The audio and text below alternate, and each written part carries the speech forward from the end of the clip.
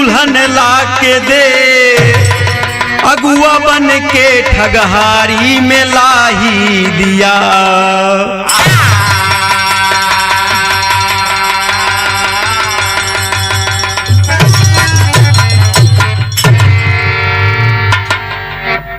तमाम श्रोता बंधुओं को मैं प्रणाम करता हूं।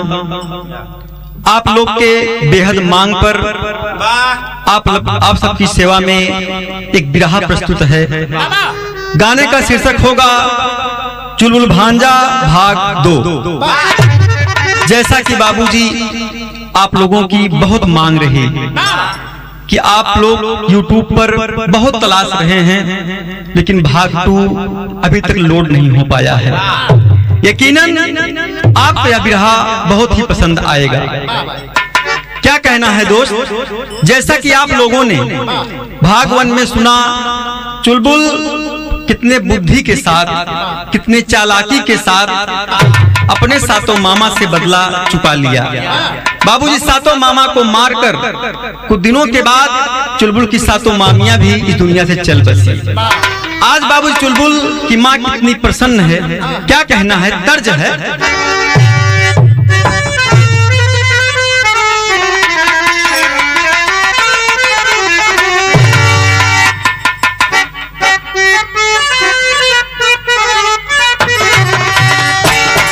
यही कहना है कि मेरे खून दिल की मेहंदी, कि मेरे खून दिल की मेहंदी हाथों में ना लगाना। मेरे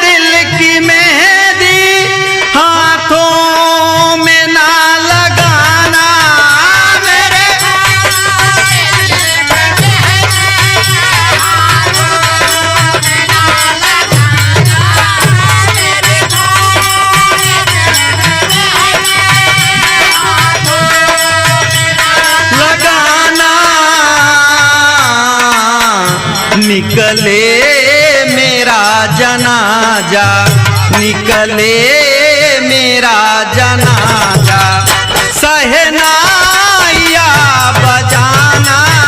निकले मेरा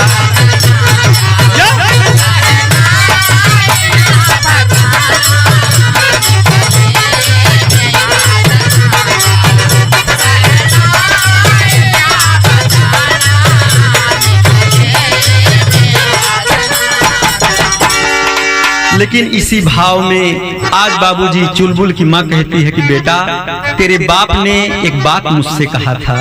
क्या कह रही है?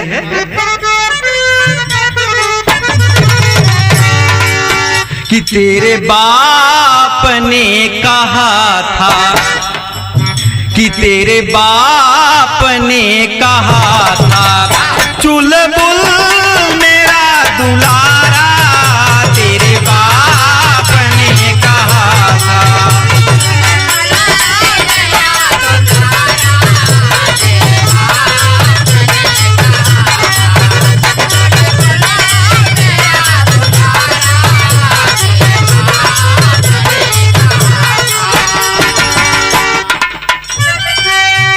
तेरे बाप ने कहा था चुलबुल मेरा दुलारा। तेरे बाप ने कहा था चुलबुल मेरा दुलारा। तेरे बाप ने कहा था चुलबुल मेरा दुलारा। क्या कह रही माँ बाबूजी कि बेटा तेरे बाप ने मुझसे यही बात कहा था। क्या कहा था? कि हम दोनों प्राणियों का, हम दोनों प्राणियों का केवल यही सहारा। हम दो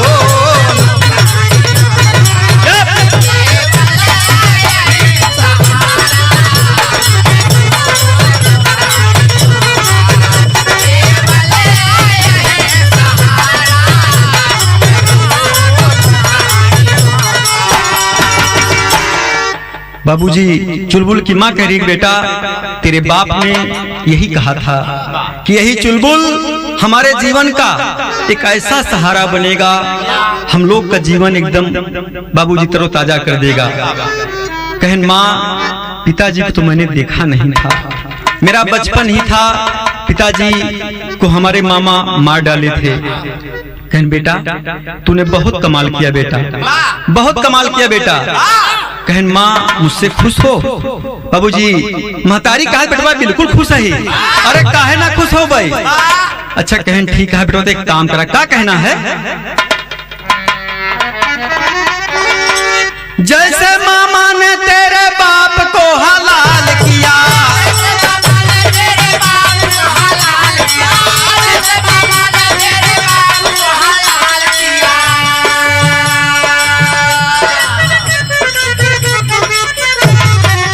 उसी तरह से तूने बदला बेमिसाल लिया। मार कर सातों को तूने बड़ा कमाल किया, काम दुनिया में आदती है मेरे लाल किया। हमारे सर का बोझ सारा उतारा तूने, बड़ी चालाकी और शान से मारा तूने। आज ननिहाल की गद्दी का भी हकदार है तू,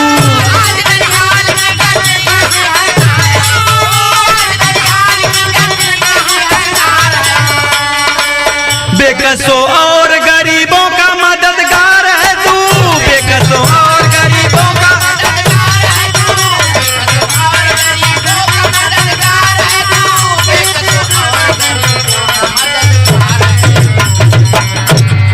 बाबूजी माँ ने कहा बेटा तूने बेटा बहुत कमाल किया, आज ये तेरे कर्म का फल है, तेरी मेहनत का फल है कि यहाँ नहीं आज तू ननिहाल का भी राजा है, वहाँ की गद्दी का मालिक है। चुलबुल मैंने बहुत गरीबी झेला है, बहुत दुख सहा है।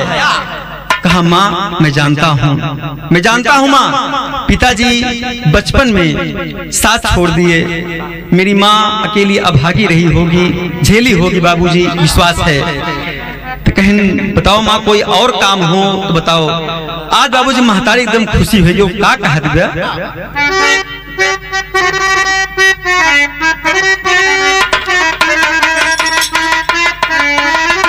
अरे खुशियों से माँ की आंखें अश्कों से नम हुई है। क्या कह रही है कि माँ आओ रे कुछ बताओ, माँ आओ रे कुछ बताओ, हाजिर है गुल हजारा,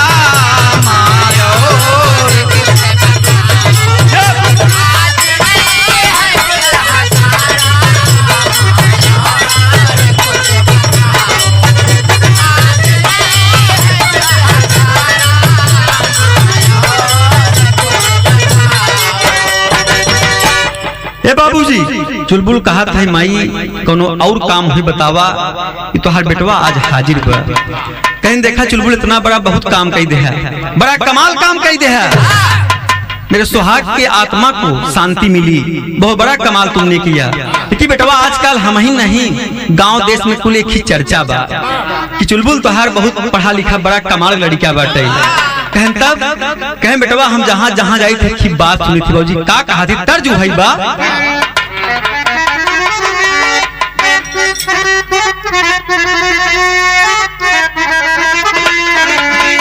बाबूजी आज बाबूजी चुलबुल की माँ चुलबुल से एक बात कह रही है, सुनो बेटा मेरी बात। क्या कह रही है?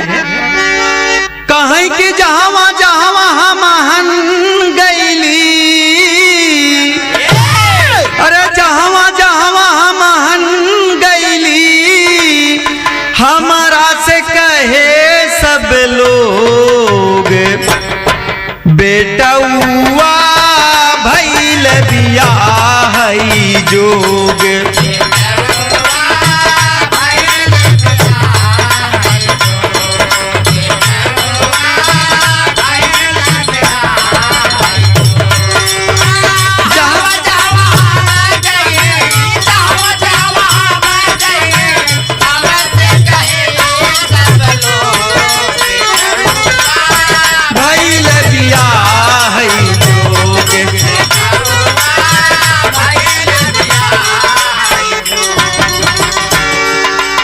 कहे माँ गांव में ये चर्चा होती है।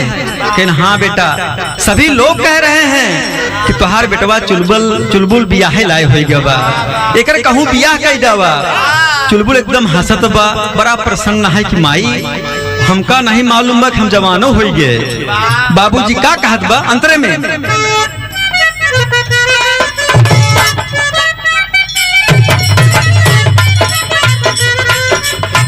कहे सुना बेटवा लोग का कहता है। अब तो तोहरे बेटावा के भागिया जगले बा, अब तो तोहरे बेटावा के भागिया जगला बा, अब तो तोहरे बेटावा के भागिया जगला बा। तोहरा से चुलबुल हमारी असिया लगल बा,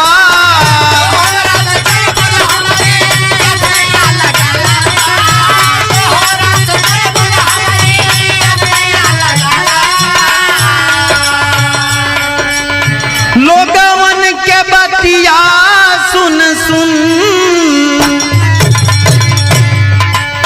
लोगवन के बतिया सुन सुन हियरा में हो गईल रोग। बेटौआ भइल बियाह जोग, बेटौआ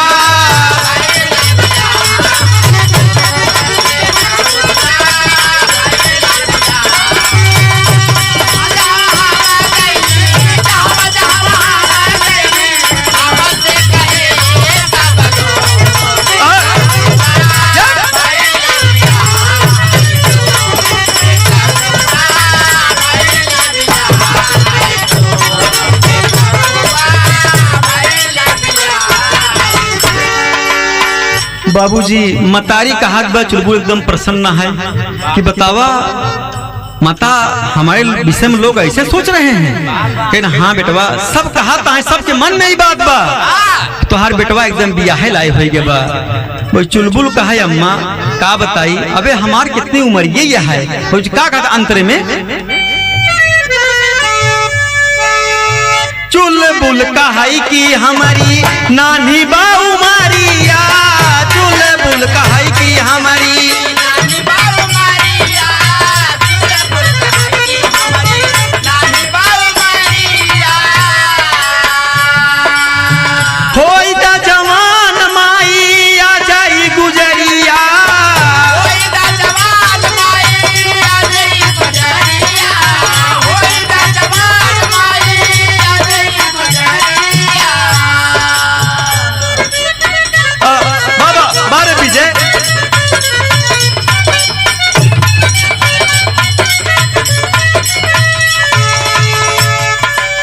होई दा जवान माई आ जाई गुजरिया, होई दा जवान माई आ जाई गुजरिया, होई दा जवान माई आ जाई गुजरिया। मनवा पुरौती होई है, मनवा पुरौती होई है, बनी है जब संजोग। बेटौआ भइल बियाह जोग, बेटौआ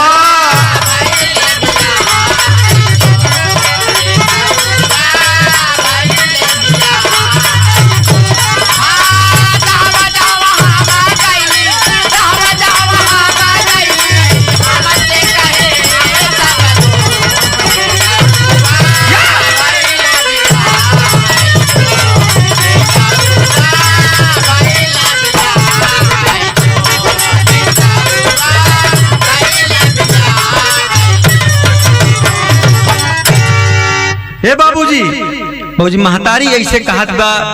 चुलबुल कहा माई अबे तो हमार बाली उम्र है, तनी हमके जवान हो दा, ओकरे बाद जैसे कहबू वैसन हो जाई। कहीं नहीं बेटवा, कुल देखा चर्चा बा कि तुहार लड़के एकदम बियाहे लाए हो गए बा, एकर बियाह कई दावा। तो बाबूजी चुलबुल लगा सोचे कि लागत है हमहू सयान हो गया ही और हमहू के बियाह शादी कैली चाहिए।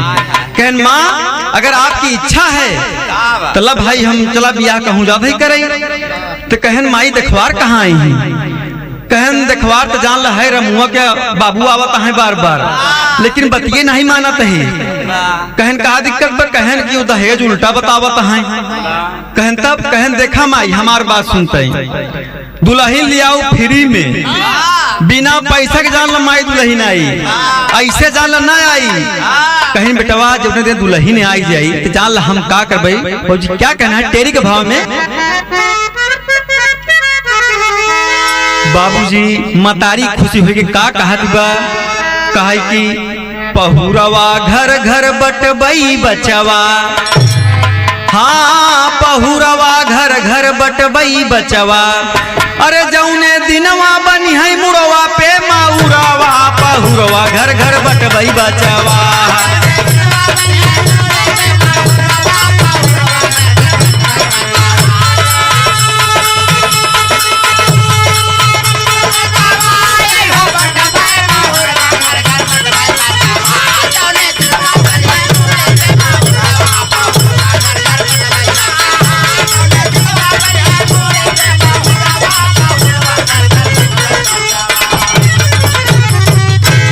महतारी बाबू खुश हुई का कहा थी बेटवा, जौने दिन तोहार दुल्हन आई जाए बेटवा, मतलब मऊर तैयार हो जाए, जान ले बेटवा हम का काम करब, पूरे गांव में घूम घूम जाए के पहुरवा बाटब, बधाई दे भाई। कहा हमार माई कितना खुशी है दुल्हनी बरे। कहीं जान ले बेटवा हम बुढ़ाई गए, देखात नहीं बा और हमहू के रोटी के सहारा चाहिए बेटवा। कहन अगर माँ तुम्हारी इच्छा है तो जैसे मन बा वैसे होई।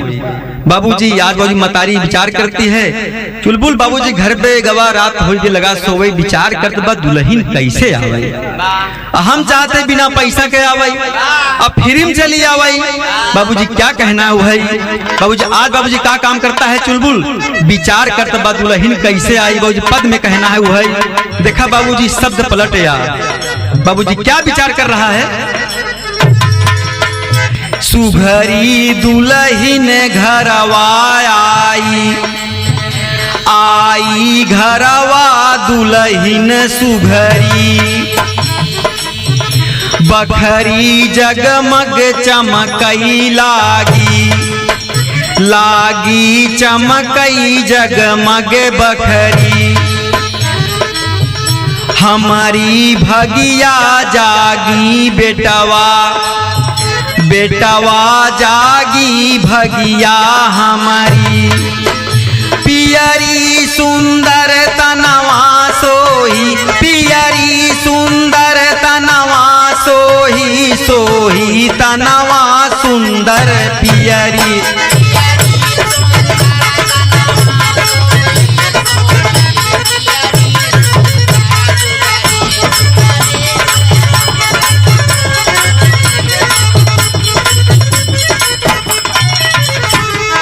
कहे जाना बेटवा ऐसे जाना दुल्हन हमारा ही। बाबूजी कहे बाबू चुलबुल विचार कर हमारा अम्मा कितना प्रसन्न यहाँ है, कितना मगन यहाँ है कि हमरे घरे में पतो हुआ जाए कि रोटी के सहारा हो जाए। बाबूजी महतारी कहा जाना बेटवा कुरान में कहना है कि पियरी पहन के बहू उतारब हंसी गांव और टोला, कि पियरी पहन के बहू उतारब हंसी गांव और टोला। अरे टोला मोहल्ला मंगल गई है, अरे पहुंची दुआरे डोला हो पहुरवा घर घर बटबई बचवा। अरे डोला पहुंचत पूरी है मनवा के गरुरवा, पहुरवा घर घर बटबई बचवा।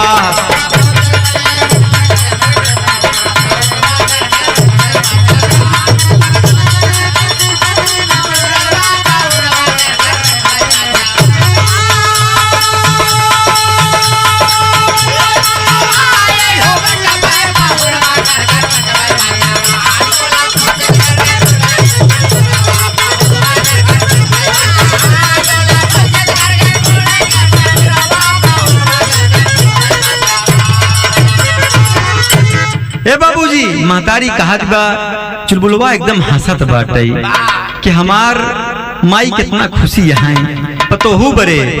तो कहे माई एक काम कर, कहन बतावा। कहन माई हमका आज ते दे दे कुछ पैसा थमाई दे। कहन कितना? कहन मात्र 20,000 रुपया।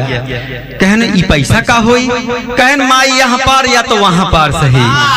कहन मतलब? कहन जात ही अजान माई हमार नाम यहाँ चुलबुल है, लेकिन जब हम लौट के उबे हमार नाम अगुआ हुई। कहे अगुआ ई काटे? कहन जान लमाई हमारे शादी में न कोनो अगुआ है न कोनो मिडिल मैन है, हमहिन दुल्हा हमहिन अगुआ वही।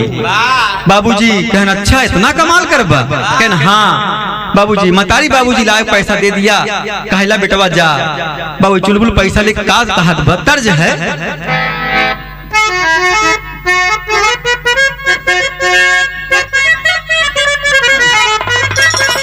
बाबूजी आज चुलबुल बाबूजी का काम करता है? अपने साथ लई के पैसा 20,000 रुपया रहियाई गवा। बाबूजी तर्ज है वही क्या कहना है कि दुश्मन मिलई सवेरे मगर मतलबी यार ना मिले।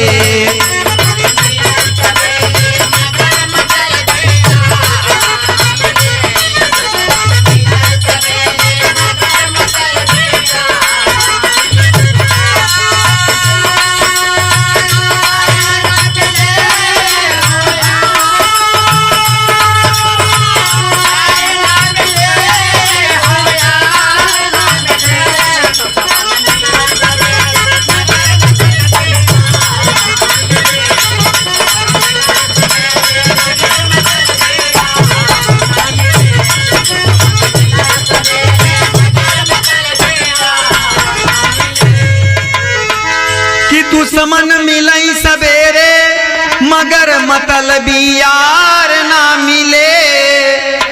ररुआ रही जन्म भर, ररुआ रही जन्म भर मगर कर कसा नार ना मिले।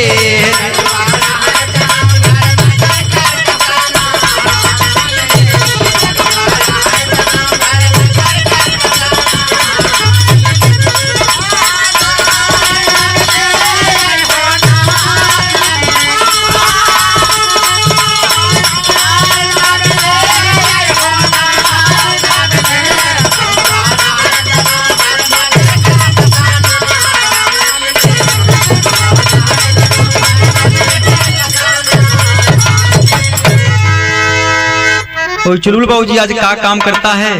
लेकिन रुपया विचार करत बा कि दुल्हन हमार कैसे मिले। क्या कहना है कि रुपया लई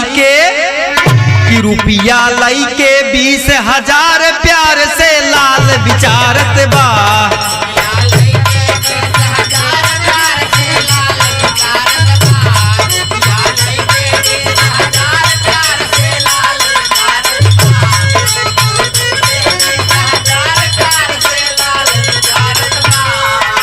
रुपया लई के 20,000 प्यार से लाल विचारत बा। घर से लिहल से राह सिधार प्यार से लाल विचारत बा।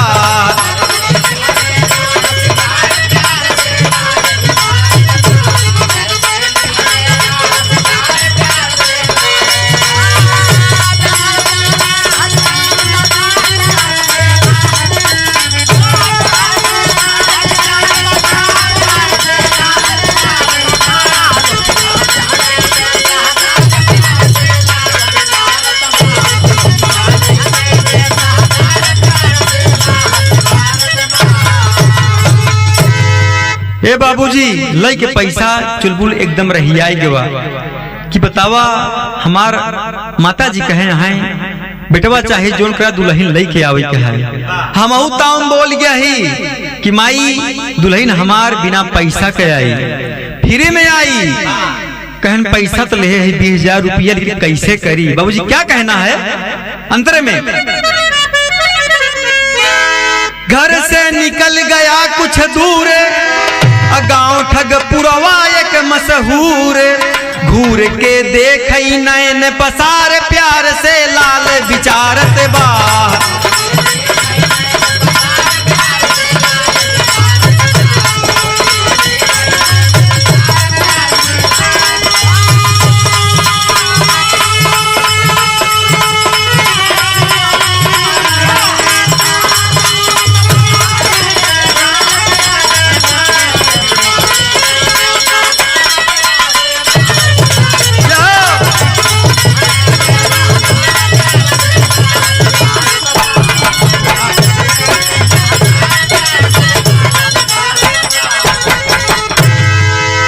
चुलबुल रहियाई गवा यहाँ गांव से बाबूजी वहाँ गांव में पहुंच गया। बाबूजी वहाँ गांव में एक गांव जेकर नाम है ठगपुरवापुर। बाबूजी वहाँ चुलबुल पहुंच गया, पैसा लेहे बा और रास्ता में देखत बा 3-4 बुढ़ा बैठा है। बाबूजी विचार करता है, कहता है भाई साहब बतावा ये गांव कैसे गांव है।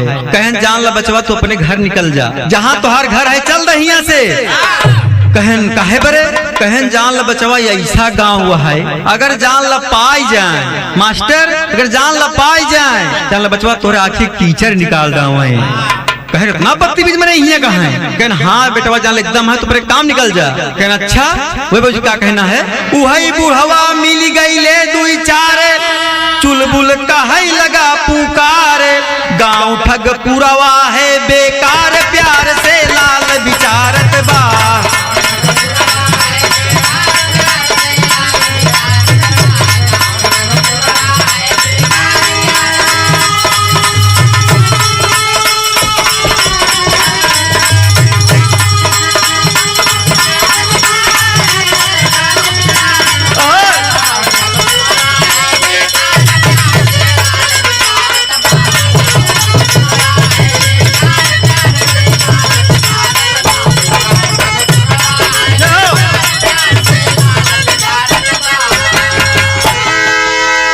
चुलबुलवा विचारत बा बतावा ऐसे गांव है, इतना बतावा एक मनाई घटिया है काकी कीचड़ निकाल लेते। विचार करत बा, कहन ठीक है दादा बतावा जो सामने घर दिखात बा कि केकर या। कहन बचवा जिन पूछ बहुत खराब मनाइबो। कहन कैसे मनाइबा, कहन जान ला पक्का ठगहारा बा और ओकर एक ही बहिन रहत बहुत सुंदर है। चुलबुलवा कहा यही पर निकल यही हम कहूँ बढ़िया से दिखाई जाए का ठिलहाई ले। बहुत विचार करत बा, कहन लेकिन जान ला बचवा ओकर भाई जो ना है पक्का जान ला ठगुआ बा। बचवा निकल जाए पक्का तो फसाई ले यहाँ। चुलबुलवा कहा भाई साहब ओकर बहनिया देखे हा। कहन देखे बहुत सुंदर बा। बाबूजी घर के बाबूजी पास पहुंच गया। चुलबुल देखत बा मन में विचार करत बा, इतने बाबूजी ओकर बहिन ठगुआ का मोहिनी सामने चली आवत बा। चुलबुलवा देखे कहे लड़की तो बड़ी सुंदर बा। का कहत बाबू तर्ज है बा।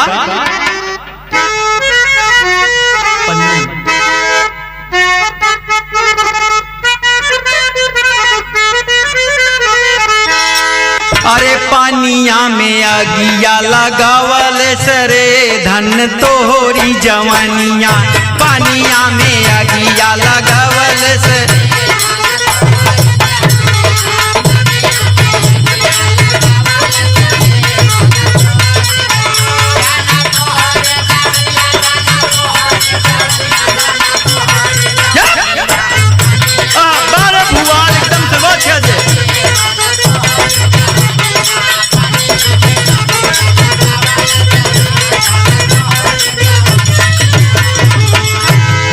लेकिन बाबूजी चुलबुलवा ठगुआ का जहाँ घर भर पास पहुंच गया। अब मोहिनी के देखत बा एकदम बाबूजी सुंदर सी लड़की सामने खड़ी है। चुलबुलवा कहता है बात बड़ी सुंदर लेकिन बड़ी समस्या बा। दादा बताएं ओकर भाई पक्का ठगहारा बा। बतावा कैसे बाबूजी काम चली। अंधियार होत बा। चुलबुलवा विचार करत बा कि आज अड्डा यहीं जमोबू कर चाहे जोन हो जाए। बाबूजी क्या कहना है। घेर ले रही नया धियरिया हो अइले तोहरी सरनिया, घेर ले रही नया धियरिया।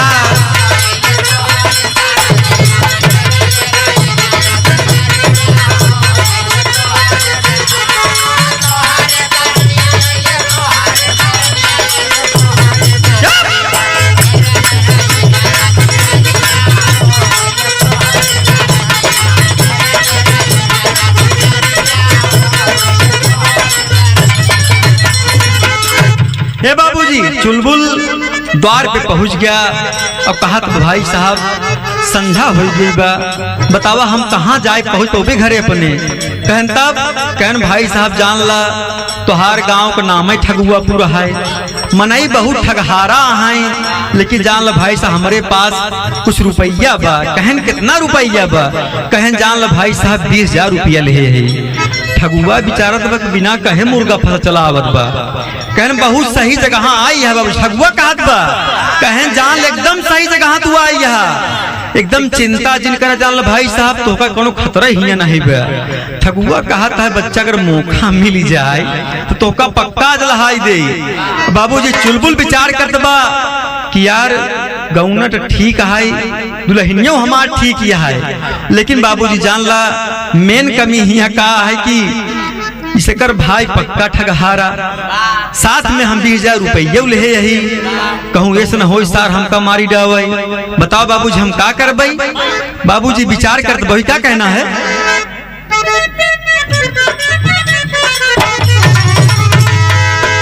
बाबूजी का कहा चुलबुल? 20,000 रुपया लागे ठगहार हो,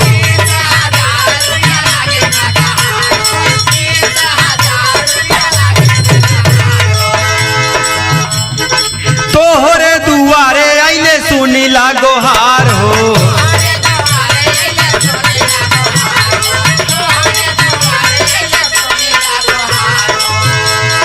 पार कैदा हमारी नवरिया हो, आइले तोहरी सरनिया, पार कैदा हमारी नवरिया हो।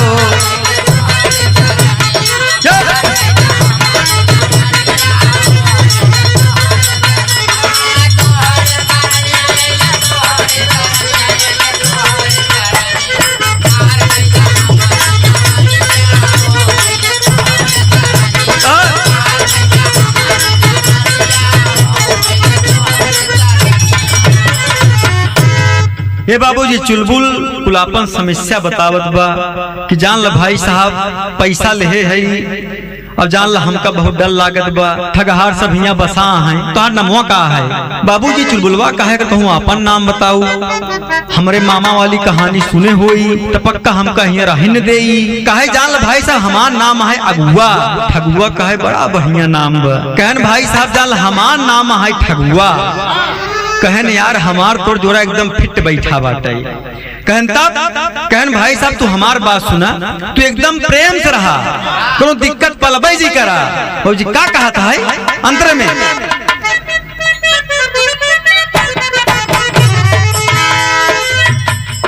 ठगुआ का है कि रहा प्रेम से है भैया,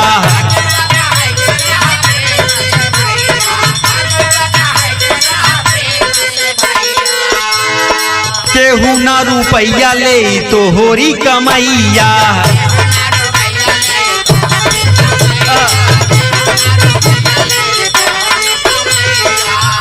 हाँ आंगने में कारा जेवनारिया हो, आइले तो होरी सरानिया, आंगने में कारा जेवन।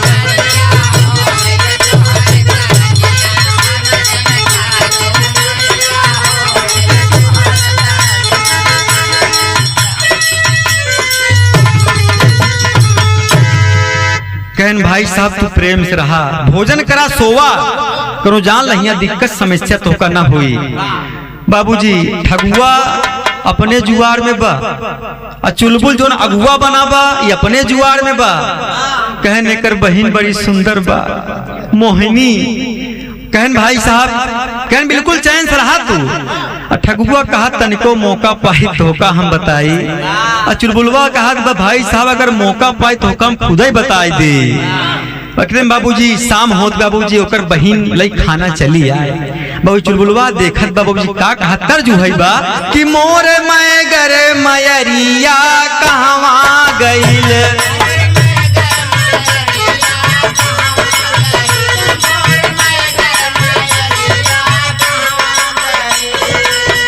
रोज दूधवा पियाऊ आज कहाँ तू भुलाऊ, मोर दूधवा के थलिया कहाँ गइल।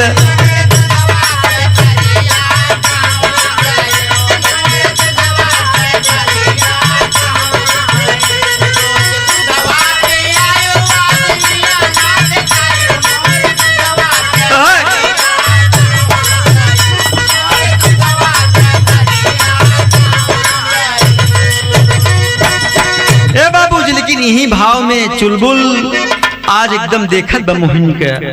बाबूजी एकदम मना बस में ना बा।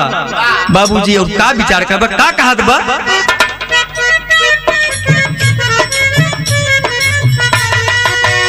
सालै सुघरी सूरतिया जादू भरी,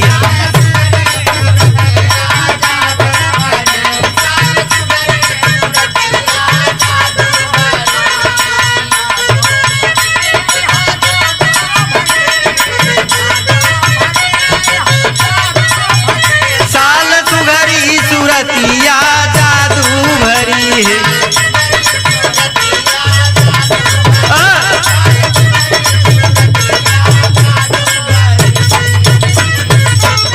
हे बाबूजी चुलबुलवा देखत बाबूजी एकदम मन में प्रसन्न होत बा। दुल्हन बड़ी टापो टाप बा, लेकिन एकर भाई पक्का ठगहारा वाला हाँ ना बैठी। बाबू चुलबुलवा खाना खात बा, आराम आराम से कवर उठावत बा। मोहिनी के देखत बा, अब विचारत बा कि लड़की कुल से एकदम सुंदर यह है, लेकिन एकर भाई पक्का ठगहारा बा। क्या कहना है अंतरे में? जब जब कवर उठावई अपन अखिया नचावई, ठगुआ जानई ना बतिया जादू भरी।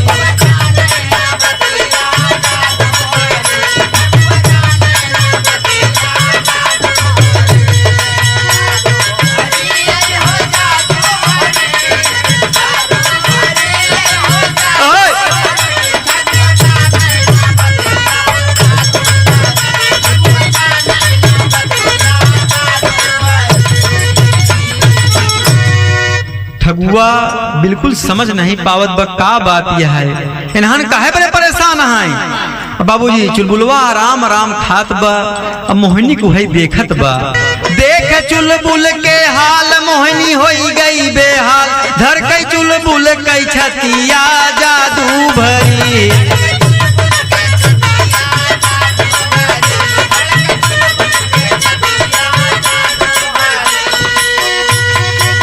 मोहिनी बेहाल होत बा कि लड़का हमका बाबर काहे बा देखत बा।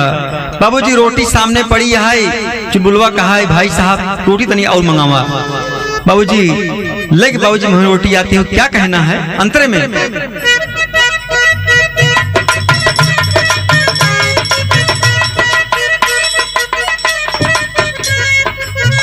मोहिनी रोटी लैके आई, चुलबुल अंगूरी दबाई, दुआरे आई बरतिया जादू भरी।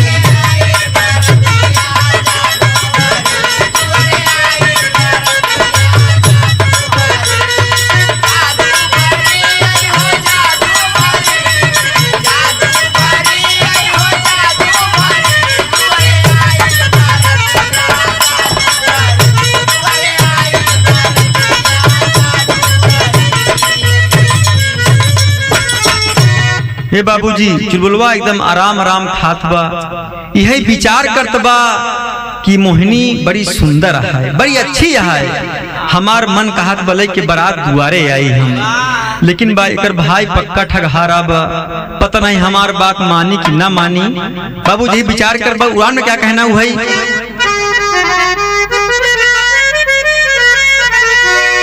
कि भोजन करके दोनों उठ गए, पकड़ लिए चारपाई। ठगुआ का है प्रेम से सोवा, चिंता कुछ ना भाई हो। पहुरवा घर घर बटबई बचवा, चुलबुल कहानी के तोरे बहिनी के सहुरवा। पहुरवा घर घर बटबई बचवा।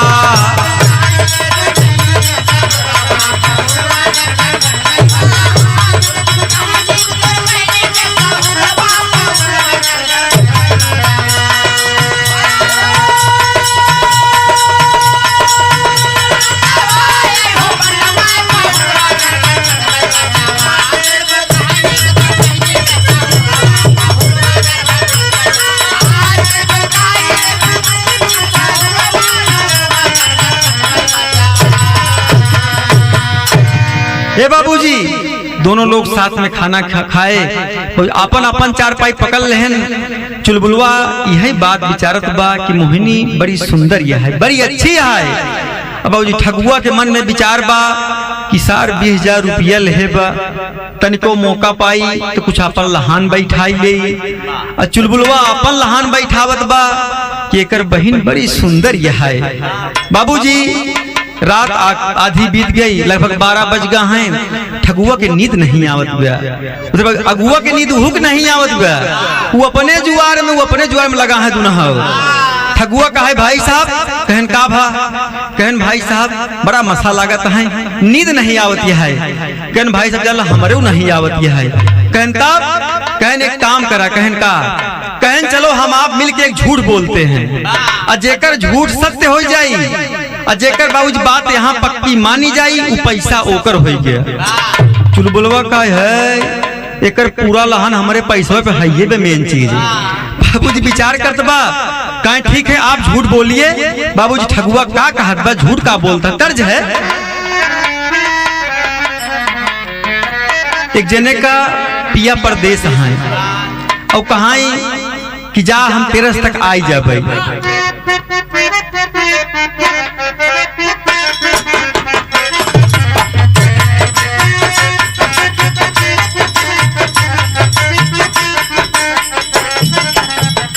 आज एक दासिया भियान दुआ दासिया तेरसिया के ना।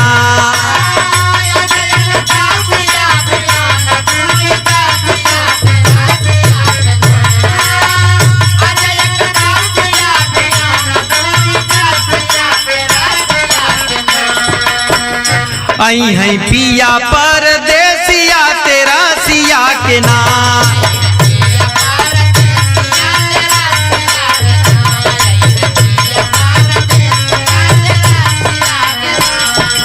लगे रहो मास्टर।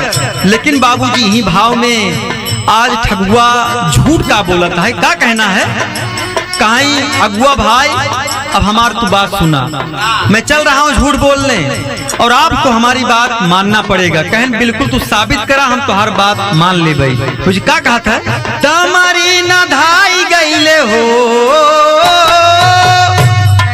तमारी न धाई गईले, चैत के महीनवा हेराई गईले ना।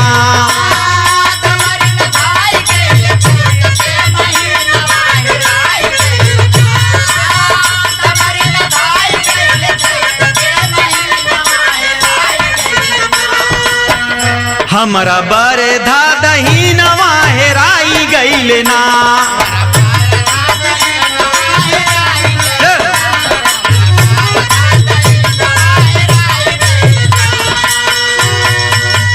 कहन भाई साहब हमार बात सुना, दमरी नधाई गई, चैत का महीना आई, हमार दहीना बरधा फेराई गवा। कहन कहा, कहन वही जो भूसा निपटावत रहे है। कहन तब मुझे क्या कर अंतरे में,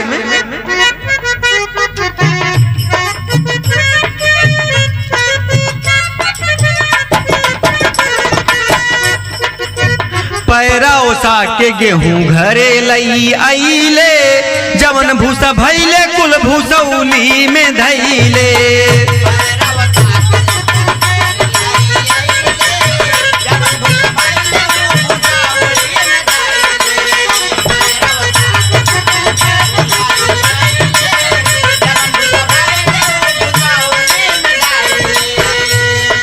कहन जान ल भाई साहब, वही गेहुआ में दमरी न धान रहन है। बरधा हमार जान ल भाई साहब, दहिनवा हेराई गवा, पूरा गेहूं ओसाई जाए, भूसा लिया घरे रख दे, लेकिन बरधा हमार नहीं मिला। क्या कहता बाबू अंतर में, कयो जिला हेरे नाही मिलले, नगीनवा हेराई गईले ना।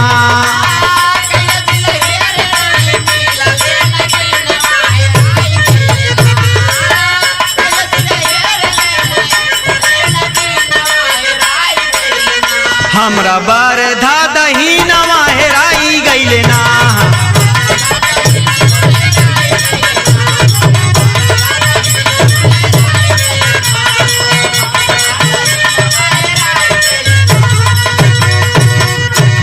कहन जान ल भाई साहब, जान ल हमार दहीना बरधा, वही जान ल भूसौली में हेराई गवा, आज तक हेरे जान ल मिला नहीं।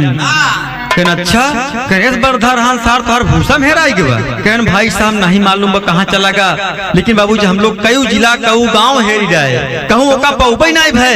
कहन भूसवा में हेरे होता, कहन उहू हेरे बरधा लेकिन नहीं मिला। कहन बाबूजी तब अंतर में क्या कहना भाई?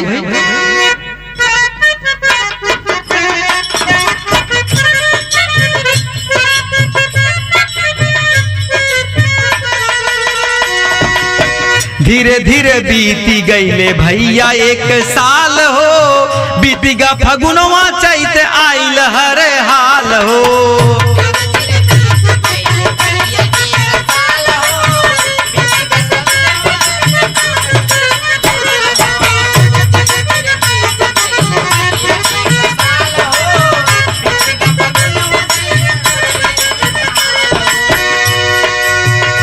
हाँ गेहुआ खता में भैले पीर उठै सीनवा हेराई गईले ना।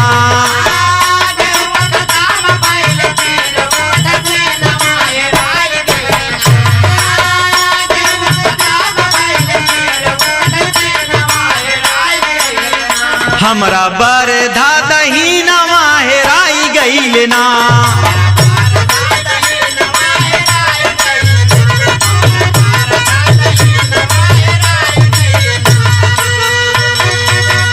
कहन जान ला भाई साहब गेहूं एकदम खत्म के करीब बा, लेकिन बाबू जान ला दर्द बहुत होत बा, फागुन आई गवा लेकिन बा बरधा हमार कहूं नहीं मिला। कहन तब कहन जान ला भाई साहब पूरा गेहूं लोग पिसाई खाई गए घरे माँ आखिरी अंतिम में मात्र जान ला 20 सेर गेहूं रही गवा। कहन तब का भा जी का बताओ तंत्रे में?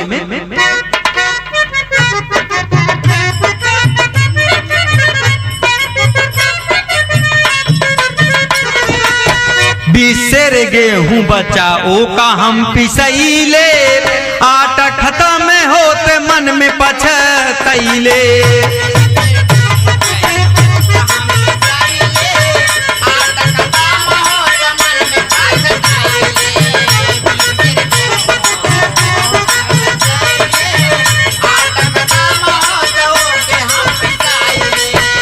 हाँ घरवा में गेहूं नहीं के छूटेला पसीनवा हेराई गईले ना।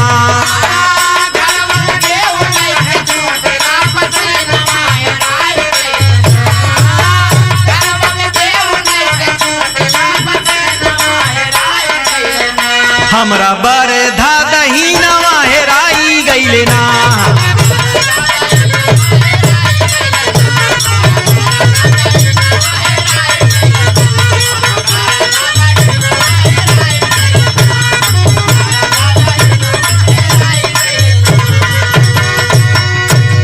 कहन भाई साहब जान ला 20 सेर घरे में गेहूं मात्र बचा ओका जान ला हम पिसाई के लिए आए, आटा खत्म हो करीब में बा बाबूजी घर में एको गेहूं नहीं बाबूजी, अंतिम कवर जैसे हम उठाए चिंता करते ही घरे में गेहूं नहीं लेकिन बरधा हमार नहीं मिला। तो कहन तब देखा बाबूजी ये हरि का माया कैसे कुरान में कहना है, कहें कि देखा हरि की माया भैया आज भाग मोर जागल, कि देखा हरि की माया भैया आज भाग मोर जागल।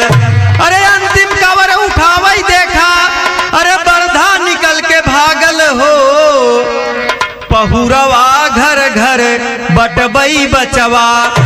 अरे भागल बड़े जोर से चकित भइल ठाकुरवा, पहुरवा घर घर बटबई बचवा।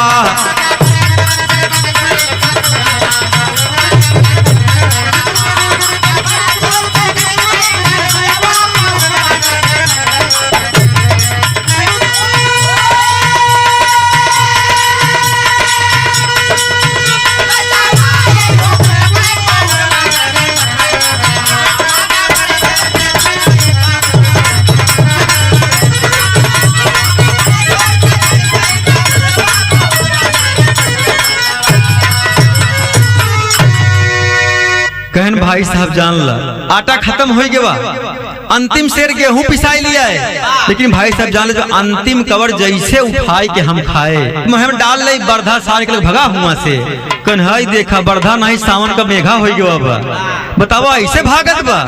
कहने का हम झूठ बोलते, कहने नहीं भाई साहब एकदम सही बोलता है। कहने लागत हम झूठ बोलते, कहने नहीं जान ला भाई साहब आप 100 पैसा सही बोलता है।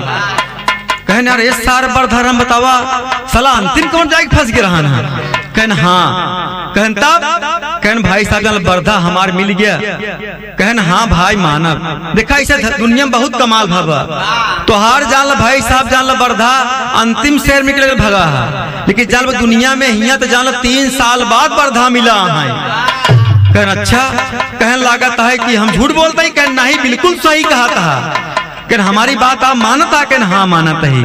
कहन तब बाबू देखा बाबूजी चुलबुलवा कहाई देखा सारे का कितनी बढ़िया बुद्धि लगाए बा, रुपया 20,000 हमारे पास, सुंदर बहिन करे पास, बतावा हाँ एकर पूरा जुआर ही बरधा और पैसा पर लगा बा।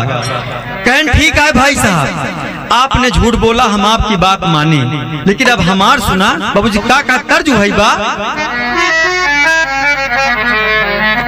देखा बाबूजी बैरगिया आटाई एका जोगी मंगता लोग कैसे गावत रहे हैं। आज बाबूजी दूना हो देखा बाबूजी नियत में छल कैसे समान बा। क्या कहना है कि दुई ठगहारा से भेंट भइले बा, दुई ठगहारा से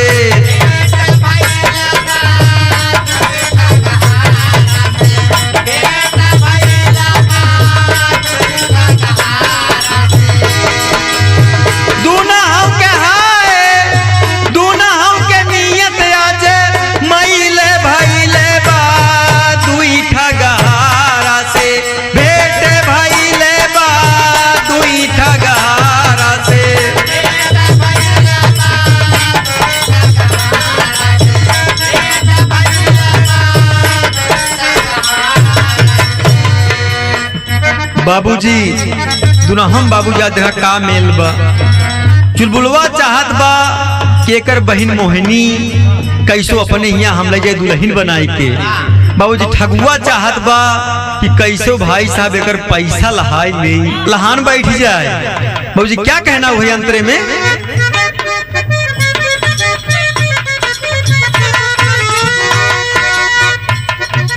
जे का माल देवामई राम जी उहई माल लई जाई।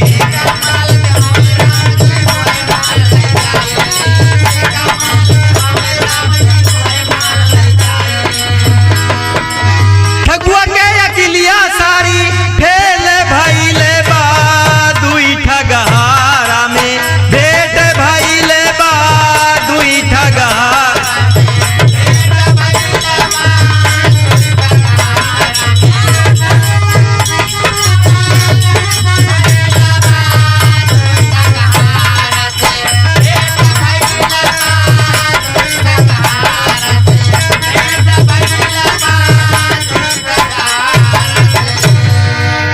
बाबूजी आज देखा दुनाहों ठगुआ कैसे आपस में मिल गए। अगुआ अपने जुआर में, ठगुआ अपने जुआर में लगा है। कहन भाई साहब आप हमार बात सत्य माने, कहन हाँ तुम्हार बात सत्य माने, एकदम जाना 100 पैसा सत्य माना तही। कहने काम करा कि पैसा हमका दे दे। कहन ना ना अबे नहीं। कहन तब कहन देखिए आपने झूठ बोला, मैंने आपकी बात सत्य माना, अब चलता ही देखा हम झूठ बोले अब तू हमार बात माना। चुलबुल बहुत विचार करत बा, बतावा जे बहुत 7 मामा पर मार के फेंक दिया ओका निकला है ठगुआ ठगे बरे चला है। बाबूजी अगुआ बतावा ठगत है चुलबुलवा का, बतावा जे बतावा बाबूजी अपने 7 मामा का मार के फेंक दिया, वो सबसे बदला चुका लिया। बाबूजी विचार करता बा चुलबुल का है सुनिए भाई साहब अब चलते ही झूठ बोले हम, अब तू हमार बात सुन। बाबूजी का तर्ज भाई बा, कहवा से आवेला बाबा के तितिलावा हो, कहवा से आवेला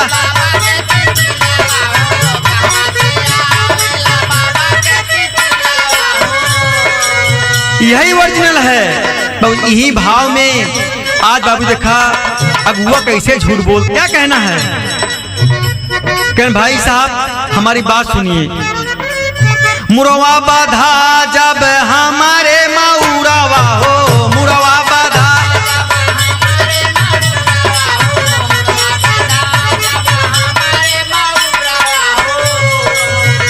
हाँ सजी गईली सगरऊ बरतिया, रतिया सजी गईली।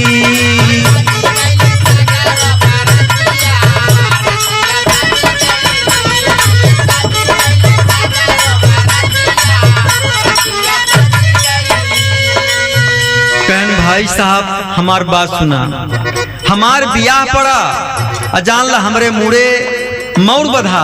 बाबू जान ला एकदम पूरी बारात हमार तैयार हो गई, सब बाराती तैयार हो गए, सब निकल दे कहन तब का भा बाबूजी का कहथिन, गईले ससुरारी हम बने के दुल्हावा हो, गईले ससुरारी हम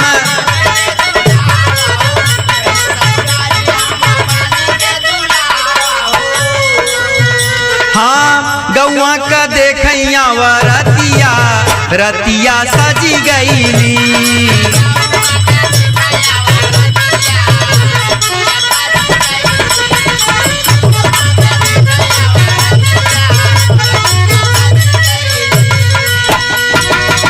कहें जान लो भाई साहब दुल्हा बन के ससुरारी हम पहुंच गए, तमाम औरत हमका देखत यहाँ कहन तब का भा कुछ का कहते हैं अंतरे में, भोजन की बेरी गाली हो खेला दुआरवा हो,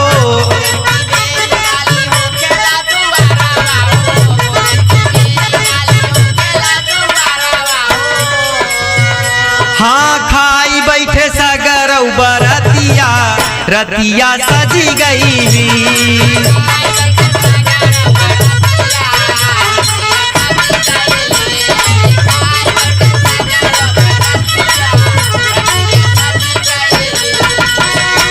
मथवा भराई गईले चुटकी भर सी धुरावा हो,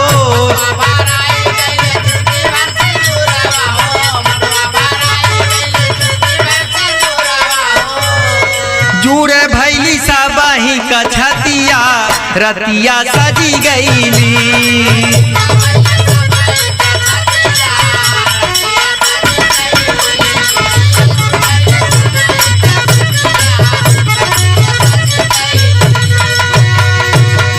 बाबूजी चुलबुलवा कहा सुना भाई साहब, लई के बारात गए ससुरारी, खाना खाए बैठे, दुल्हन के जान मांग में हम सिंदूर डाल दे, सब सब ताली लगन बजावे कि हमार भाई साहब जान बियाह हो गया आज। कहन तब कहन जान भाई साहब की घटना का घटतिया है, कुछ का कहा था, धीरे धीरे 4 साल कैले गुजरावा हो,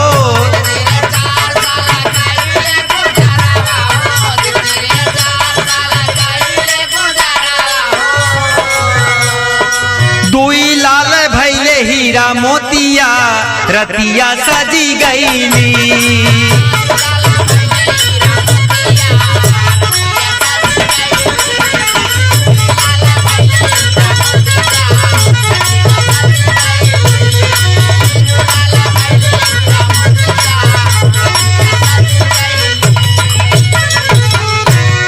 कहन जान ला भाई साहब जान ला हमार बियाह भवा 3-4 साल बीत गया, दुल्हा प्राणी हम लोग प्रेम से रहे, और जान ला 4 साल भाई साहब जान ला बीच में हमें 2 लड़का पैदा भैन, हीरा और मोती। कहन तब का भा कहन जान ला भाई साहब का बताई, विपत्तिये बड़ी हमार गाढ़ बा। कहन बताओ भाई साहब का तो का दिक्कत भाई, कहन भाई साहब जान ला कैसे बताई, बोझी का तर्ज भाई बा खाटी अंदाज बाबा वाली पत्ती बहला, कहीं सूझे ना डगरिया, अरे सूझे ना डगरिया, चदरिया भीगी जाए रे, सूझे ना डगरिया।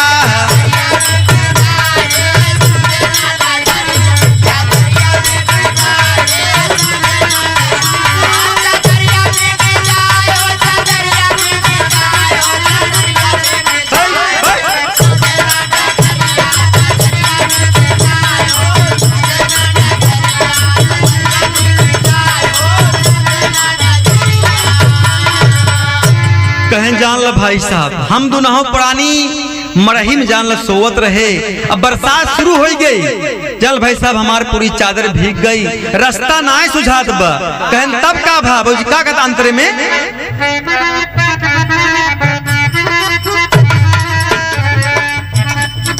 भादव का महीना बरसात कई जवानिया,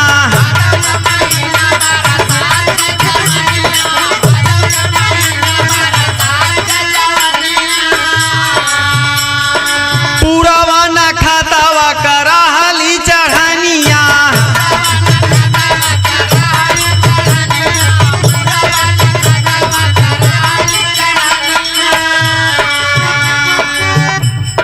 झोंकई पूरा वैया, हाँ झोंकई पूरा वैया, मारहिया डगमगाई रे सूझई ना डगरिया, चादरिया भीगी जाय रे सूझई ना डगरिया।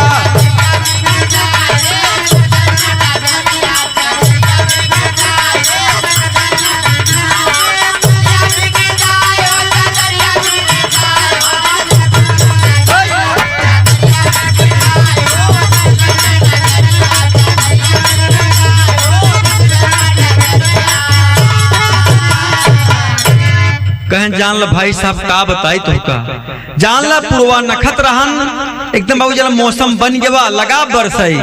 भाई साहब जान ला हमार मरही लगी डगमगाई उही अदुनहो प्राणी उही लेटा है। कहन तब का भा बाबूजी का बता अंतरे में,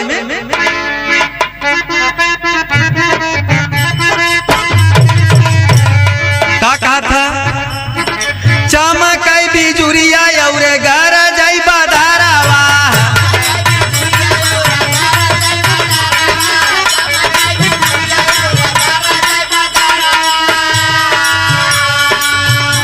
कहन सुना भाई साहब बड़ी विडम्बना बा, बड़ी समस्या बा।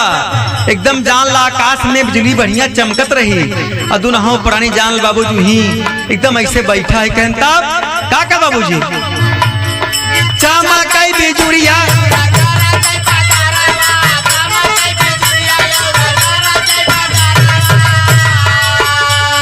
दुनहो प्राणी बैठे ओढ़ के चादरवा,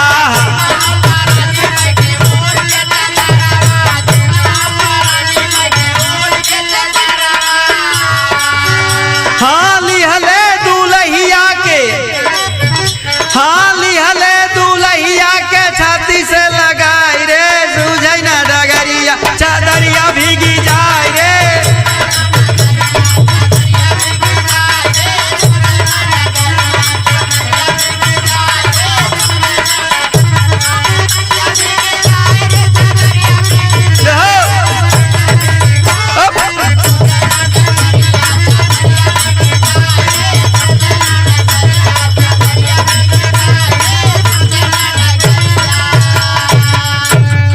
कहन जान ला भाई साहब इतना जान ला खराब मौसम बना, इतनी बरसात भाई कि भाई साहब जान ला हमार अरही मरही सब उड़ी गई। कहन तब कहन जान ला भाई साहब ठंडी के मारा बरसात एकदम बाबूजी हम लोग भीग गए। कहन तब का भा, कहन जान ला भाई साहब दुल्हन अपन हम छपटाइल है छाती लगे। कहन तब का भा, कहन भाई साहब विपत आगे बहुत भारी बा, जिन पूछा हमरे रोवाई छूटती बा।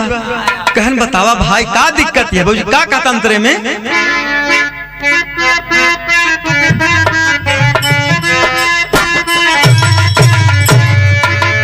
बरखा भवानी रानी पारल मचैली,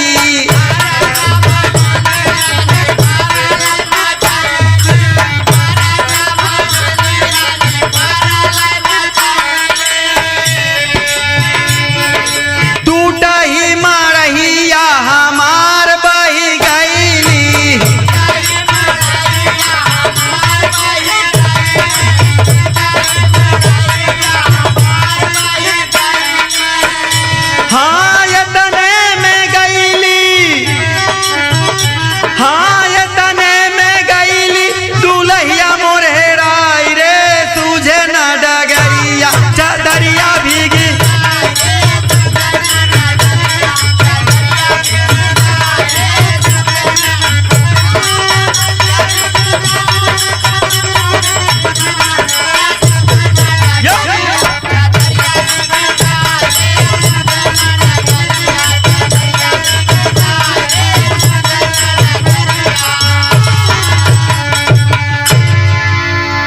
जान ला भाई साहब का बताई तो का। अब जान ला बरखा भवानी रानी परले ऐसा मचाइन हमार भाई साहब जान ला मरही उड़ी गए। कहन तब का भा, कहन भाई साहब जान ले खतरा हो गया। कहन का भा, कहन जान ला बाबू ही बरसात दुल्हनिए मोर हेराई गए। कहन तब, कहन मिली, कहन नाय भाई साहब मिली हो तो का हेरी थे। कहन जान ला वही के हेरा निकला ही हिया तक भाई साहब पहुंचा ही। कहन मिली कहूं, कहन लागत है कह जान ही कहूं मिलिन जाए। कहन बतावा अब जो है का करना उड़ान में।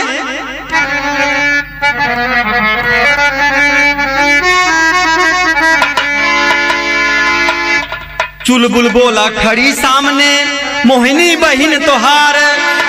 मोहिनी हुई खड़ी बा, चुलबुलवा एकदम प्रसन्न होत बा। कहन ठगुआ का है अगुआ कैसे उल्टा बतावत बा। कहन भाई साहब का बोलता।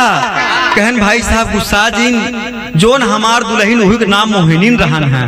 कहन तब देखा बाबूजी ठगुआ के बहन हुई मोहिनी खड़ी बा। चुलबुलवा कहत भाई साहब कहन का, कहन जान ला हमार जोन दुल्हन रही ही वो के नाम जान ला मोहिनी रहन है। कहन तब, कहन सुना हमार बात बाबूजी का कहता है। चुलबुल बोला खड़ी सामने मोहिनी बहिन तोहार। ऐसे बिछड़े 2 साल भा दुल्हनी है हमार।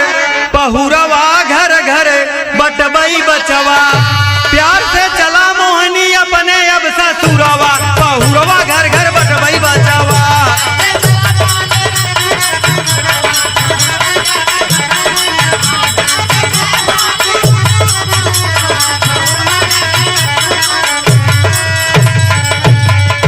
बाबूजी मोहिनी सामने खड़ी। बाबूजी ठगुआ का है ये तो बढ़िया हमका बेवकूफ बनवत बाटे। कहन भाई साहब जोन तुम्हारी बहनिया खड़ी बा मोहिनी। कहन तब, कहन जान लई है हमार दुल्हनिया या। कहन जान ला भाई साहब का हम 3-4 साल हेरे आज जाए के हिया भेटाई गए। ठगुआ कहे कब तोका हमारे बहन दिखा दिबे। ए जापन दुल्हन कौन हेरते। कहन नाई भाई साहब यही तोहार मोहिनी हमार दुल्हनिया।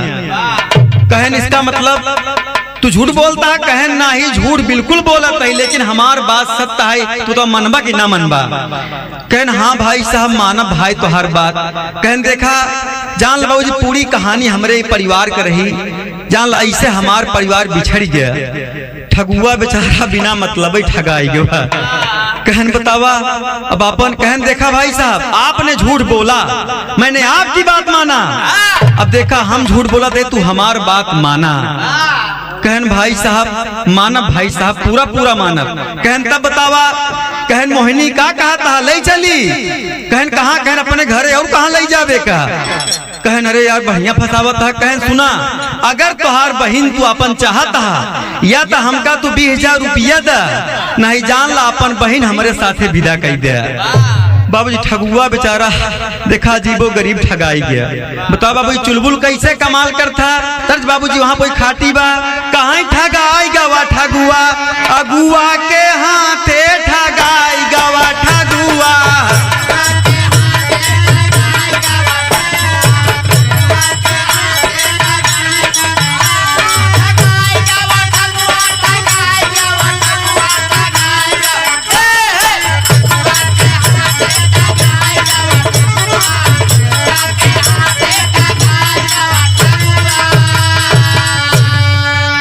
कहना है बाबूजी आज ठगुआ बाबूजी का काम करते बा।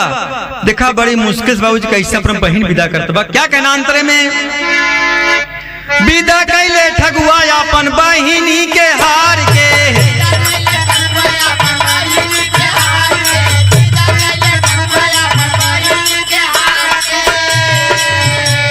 रखिया है बिरनाई जतिया संभार के।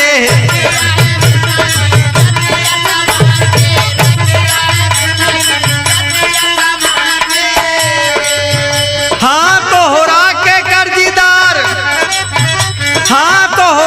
कर्जीदार भार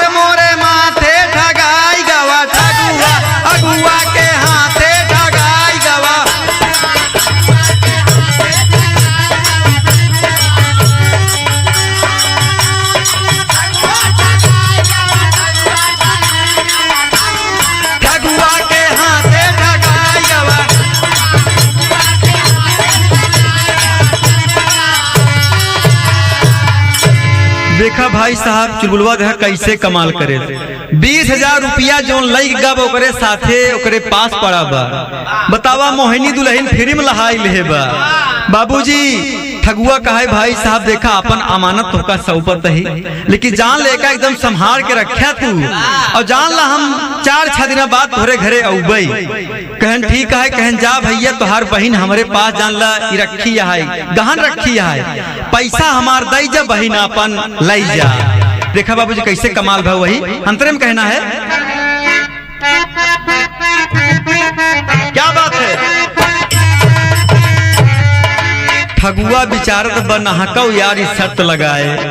बतावा हम झूठ बोले हमार अंड बंड हो गवा।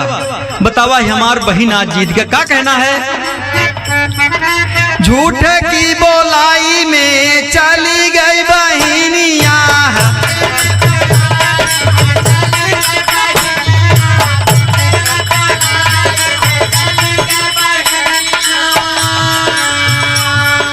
कोमल कोमल गोरावा में बाजे पाए जनिया।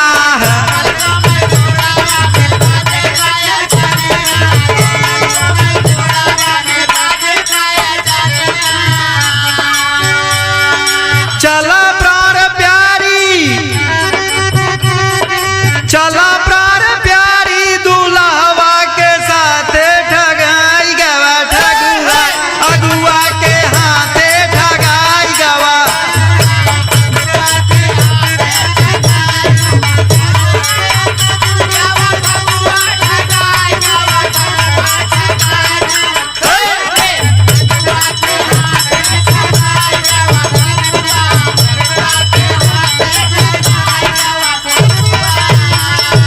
हे बाबूजी, बाबूजी यहाँ पर चुलबुल बाबूजी का काम करता है, आज मोहिनी के साथ लई के चल दिया। चला जात बा रस्तम बाबूजी का कस मोहिनी का हाल बा। कहन जान तो बहुत बड़ा ठगहारा है, हमारे भाई के बेवकूफ बनाया ना। कहन कहा बताई मोहिनी, एका जान जब तोका देखे ना हमारे जाला मनवा एकदम गुदी गुदी होई लगा। हमारे एकदम जाला मनवा हमार बस में नाई भवा। कहन तब बाबूजी ठगुआ विचार बका, ये भाई अगुआ। कहन भाई बहन लई जाता है, 4-5 दिन समय मांगत है, लेकिन जान लो भाई साहब जान लो 15 दिन बाद औबई। बाबूजी अंतरे में का कहा तू भाई,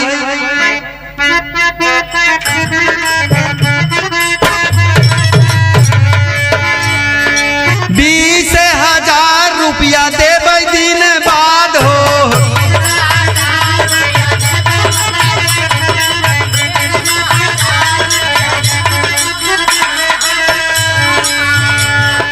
थतिया सजा के रखिया रखिया तू लाज हो।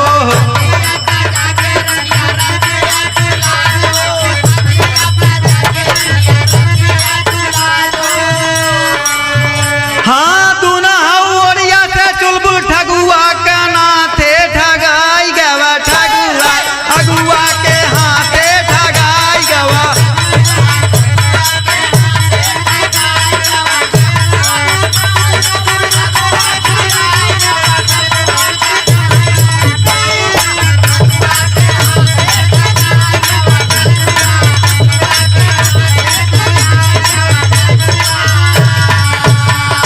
हे बाबूजी ठगुआ एकदम बाबूजी रोवत बा कि अगुआ हमका भाई बहिया बेवकूफ बनाए। बतावा हमार बहन एकदम बाबूजी जान बाजी लगाए के लेके फेरी में लेके चल रहे बा। बाबूजी का ये भाई संभाल के रखा, जान लगता निको वंड बंड कर, जान ले हमसे बुरा क्यों होई होई ना। कहन जा भाई साहब तो का हम लखम 5-6 दिन तक, अगर लौट के ना उबा पैसा लेके हमार जान ला फिर उल्टे पुल्टा हो जाई। कहन ठीक है भाई साहब। बाबूजी चुलबुल लेके घरे पहुंचा, महतारी आइन। कहन का बेटवा का बा, अरे चुलबुल का आई गईलू ससुरारी प्यारी देखा हो, दुआरे पे बैठी हमारी महतारी प्यारी देखा हो।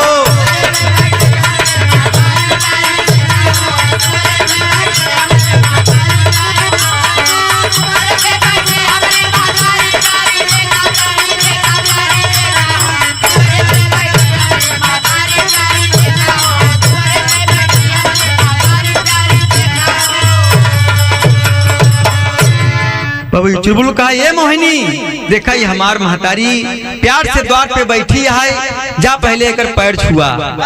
कहन जैसे आपका आज्ञा बिल्कुल कर बाबूजी। का कहना है? घूंघट बनाई लिया साड़ी सवारी हो, अचरा से पांव धरई सोचई महतारी।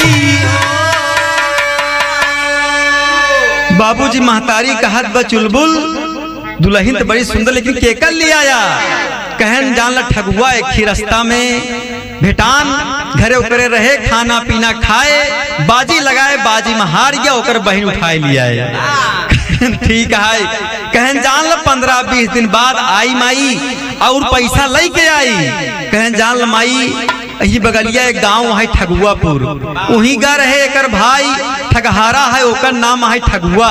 कहन तब कहन जान ला हम अगुआ बन के खाना पीना खाए, बाजी लगाए, अब बाजी में जान लो ओकर भाई हारी के दुल्हन हमका थमाए बा। कहन बेटवा बड़ी सुंदर पतोह लिया है हमरे बरे। कहन तब लेकिन कहन माई जान हमारे अबे कुछ काम बाकी है। कहन का बाकी है? कहन ओकर भाई वादा करे माई 15-20 दिन बाद आई पैसा लेके, फिर पैसा लेके नहीं आवत बाद मोहिनी हमार हो जाए। कहन ठीक है बाबूजी। इधर बाबूजी का होता आज वादा के मुताबिक 15-20 दिन बीत गवा, ठगुआ बाबूजी पैसा कहूँ पौबे नहीं भर। हम क्या कहना हुआ? अरे मुँह लटकाए ठगुआ पहुँचा दुअरवाए भैया।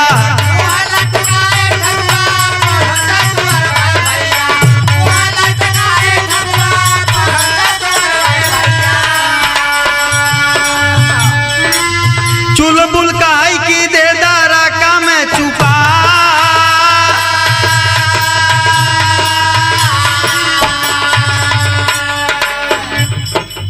हाथ जोर गोरे गिरगा ठगुआ कहने लगा।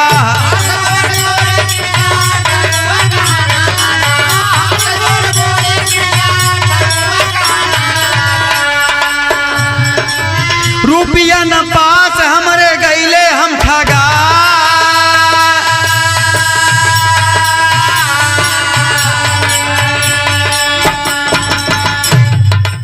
लई जा बहिनिया तोहरी बनी दुल्हनिया भैया।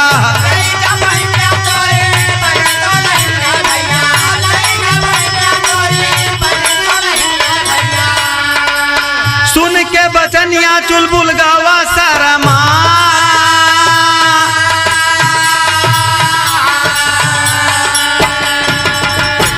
हे बाबूजी शर्त के मुताबिक 15-20 दिन बाद ठगुआ बाबूजी मुलटकाई के चुलबुलवा घरे पहुंच गया। कहा भाई साहब जान ला पैसा हमारे पास ना हो पाए। कहन तब कहन जा भाई साहब हमार बहन तू ले जा। अब का करी भाई साहब मजबूरी है। कहन तोरा पैसा ना है? कहन नहीं बा। कहन ठीक है तू हमार बहन ले जा, कोनो दिक्कत ना बा, मोहिनी आपको बहुत पसंद है। तो कहा बाबूजी कस मोहिनी का ख्याल बा? मोहिनी कहा तू पक्का ठगहा रहा है। कहन भाई साहब जान था? कहन का बाबूजी आज चुलबुल का कहा था? कहन जान ला हमार नाम चुलबुल है।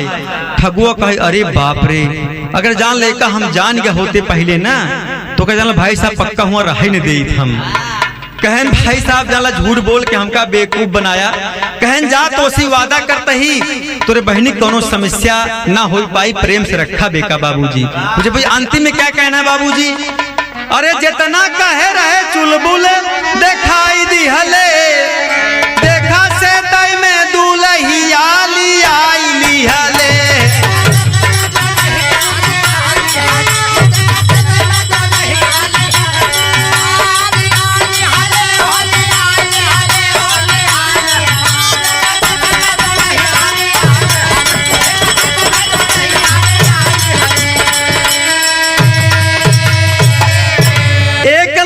मालिक 3-3 स्थान का, माई धन्यवाद दिहली कृष्ण भाग। अरे ईश्वर दुखिया का दुखवा न साई दिहले, ईश्वर दुखिया का दुखवा न साई दिहले, देखा से तई में दुल्हिया लियाई लिहले।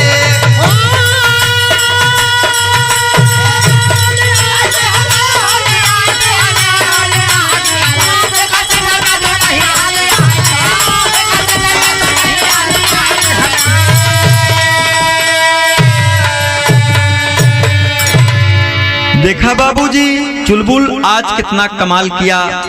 3 जगह का बाबूजी मालिक बना, अपने ननियौरे का, अपने घरे का, अपने ससुरारी का। ठगुआ बाबूजी हाथ जोड़ के बैराग लैल है, कहे जा भाई साहब आज के बाद हम घर छोड़ के भाग जाते हैं। कहन बाबूजी ठगहारा तो हम बहुत पाए, लेकिन जान ला ऐसा ठगुआ आज तक हम नहीं पाए। बाबूजी आज बाबूजी चुलबुल बाबूजी 3 जगह का मालिक बना। बाबूजी आपको यह हास रस का बिरहा सुनने को मिला, लेकिन आपको पसंद आएगा। यदि गाने बजाने में कोई कहीं गलती हुई हो आप सब क्षमा करेंगे। मुझे अंतिम में क्या कहना हुआ है कि भुल्लू राम आधार स्वर्ग से भेज रहे कविताई, कविवर राजा राम सोच के दिहले कलम चलाई। पहुरवा घर घर बटबई बचवा, अरे गवैया भूपेंद्र का है दर्द ये सहुरवा। पहुरवा